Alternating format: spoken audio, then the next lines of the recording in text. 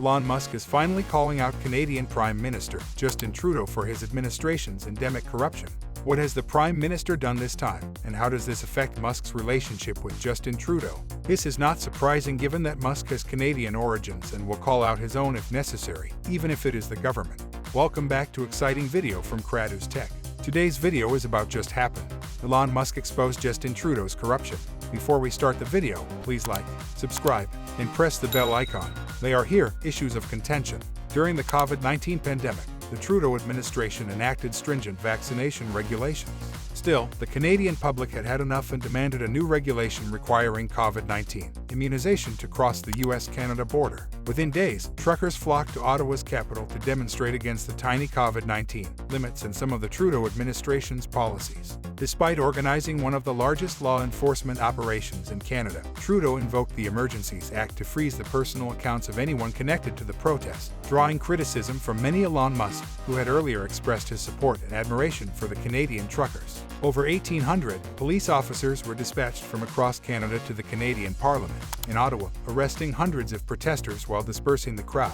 I posted a satirical Adolf Hitler meme with the message "Stop comparing me to Justin Trudeau. My budget was less than his." The billionaire was unmistakably hinting at the Prime Minister of Canada's bad behavior and flaws. But Elon Musk suddenly found himself at the center of a dispute. The software magnate thinks people should be free to decide whether they want to get immunized. He had fought with government representatives to keep his plans in motion throughout the epidemic, even though the vaccine effectively stopped the spread of COVID-19 in the United States. This was because he believed that what goes into a person's body is personal. Businesses shouldn't be forced to suffer as a result. Of course, his meme received millions of responses on social media, with some people finding the joke amusing and others finding it offensive.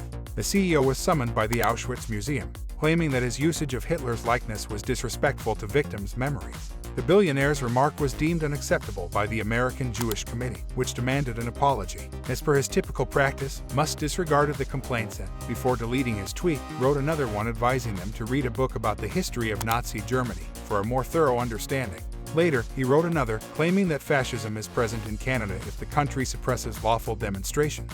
However, the damage had already been done, and Musk's response to the situation increased awareness of Trudeau's misconduct in Canada. Many individuals, both domestically and internationally, wanted to be more pleased with Trudeau's conduct, which reduced their trust in his ability to manage the country. The Canadian Civil Liberties Association opposed the choice and referred to it as a move. Trudeau decided to draft legislation that might limit Canadians' online activity. Do you know what Bill C-11 is? It is the government's response to BC-10, which regulated how information is presented to Canadians, is now in effect. It will control nearly all audio and video content available online in Canada, including Netflix, Disney, Spotify, and YouTube. The Trudeau administration presented the measure as a way to increase internet visibility for Canadian artists and content producers and to make Canadian content more accessible. But folks are learning that it's not at all.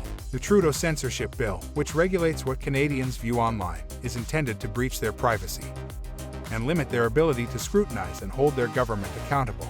It will hinder rather than encourage Canadian content, preventing Canadian digital creators from reaching wider audiences or addressing delicate political issues. What, though, is Trudeau saying in response? He is making a concerted effort to get the law passed, arguing that it is essential for the growth of Canada's cultural industry. He said it would help the country's upcoming generation of artists and creators. Several Canadian government platforms, such as Canadian Heritage on Twitter, attempt to defend the law's repeal. But once more, every attempt to justify the measure has been, at best, deceptive and ludicrous. They hoped the measure would pass without anyone reading it carefully and pointing out how it would affect digital-first creators, podcast artists, and other streamers who primarily monetize their content online.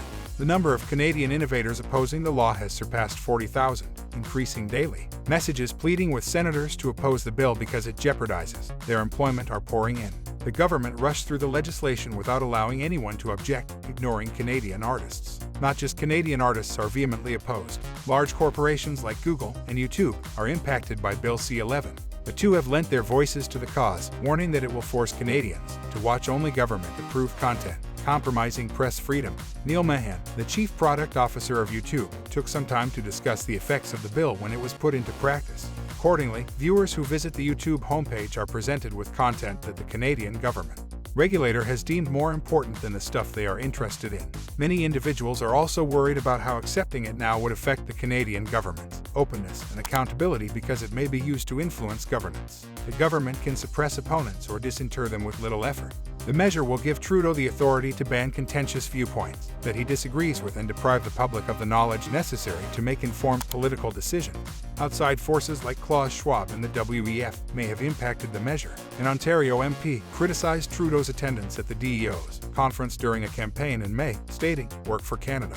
You can't be a member of our government and fight for a policy objective that goes against the interests of our citizens. Therefore, if you want to visit DEOs, buy a one-way ticket." Trudeau has made numerous acts in the past that were consistent with the WEF's program, and Claus acknowledged the Canadians' influence. Bill Moore, a former Canadian finance minister, previously expressed alarm about the path the Trudeau administration was taking, saying it seemed more focused on spreading the wealth. A different WEF agenda is preferred over societal progress. Elon's response. But what is Elon Musk's opinion on the matter? Musk responded quickly to a tweet from the conservative organization Canada Proud asking him to oppose Trudeau's online streaming laws. What it is that the billionaire is an advocate for free speech, and one of the reasons he gave Twitter $44 billion was because he worried about the needless suppression of free expression on the platform. According to him, everyone has a right to information and should be allowed to express themselves freely within the parameters of free speech. The billionaire was quick to take a stance in support of Canadians, labeling the law in a post that received thousands of likes to silence Canadians' voices. Despite public protest and opposition, Trudeau's government appears to be moving forward. Given that their economy is worse than it was 7 years ago, many Canadians are concerned about his corruption and leadership. Trudeau hasn't commented on Elon's statement.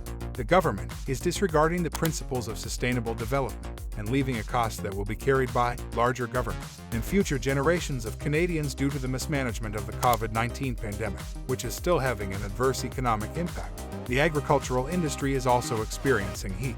It will be up to Canadians to continue fighting against the government's corruption as the government is hell-bent on enacting policies that harm farmers, will harm local food production, and will exacerbate the present food crisis in Canada. Thanks for watching the video. If you enjoyed it, please like, share, and subscribe to our channel for more exciting content.